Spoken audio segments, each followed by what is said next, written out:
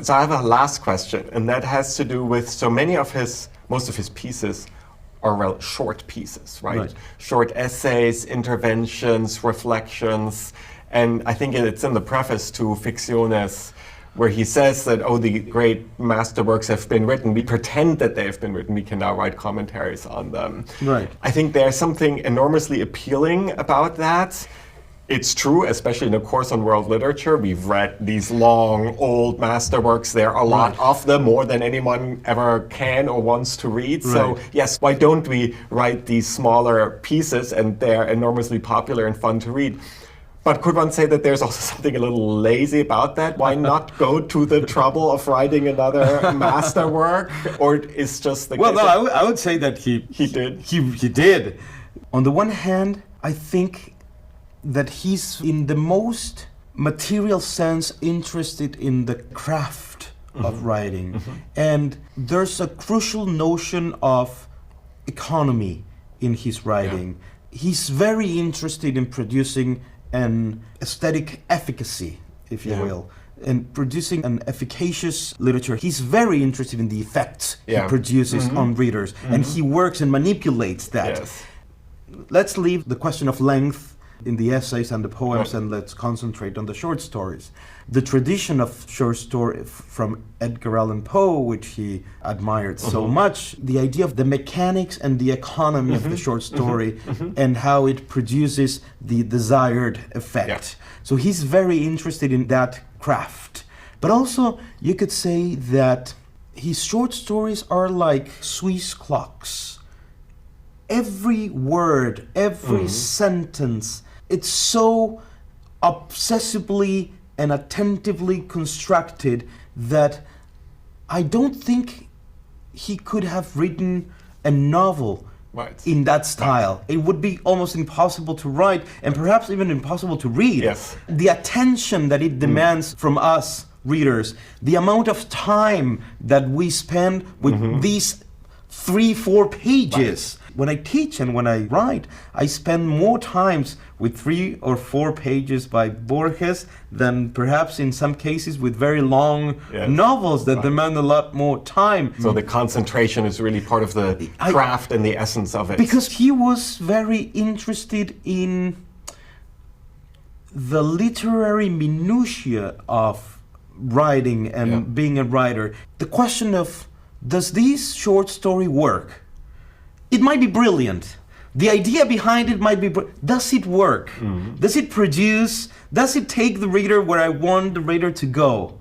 So he's very interested in form in that sense.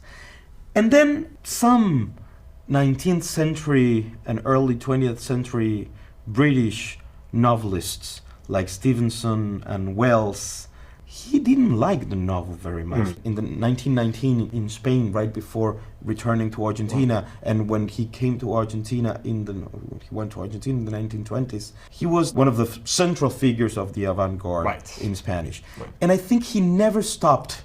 He negated his avant-garde years later on, but he never stopped being interested in the avant-gardist gesture, the provocation, the experimental approach to literature.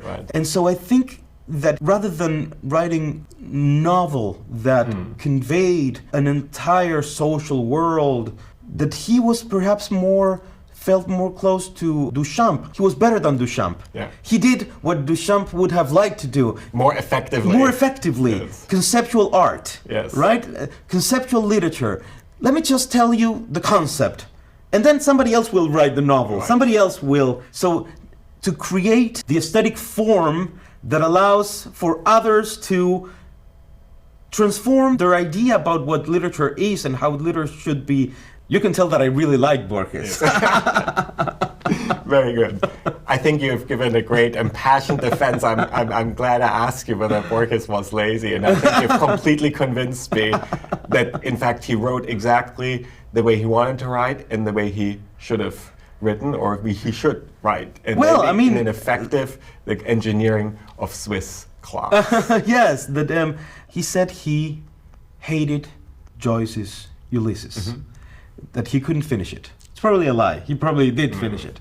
But nevertheless, he saw there was something potent and powerful there. So he decided to, instead of writing a whole review or a whole essay on Ulysses, he decided to translate the last page of the Ulysses, of Molly Bloom's monologue. But not even the entire monologue. No. Just the last page. He took the last page of his edition and translated it and published it in his avant-garde magazine at the time. I think it was 1925. Shortly after it came out. In 1922, I don't know how soon it traveled to Latin America, but it was like a novelty, probably. So he's very, very attuned with what's going on in world literature. He's, there's something there. I hate it. I won't even finish it, but I will translate the last page and I will publish my Creolist translation of the last page of Molly Bloom's monologue and published it in my avant-garde magazine. So the whole gesture in which I decide to relate with these new, soon-to-be modernist classic, I think it speaks to your question in some way that we'll let viewers decide. Beautiful.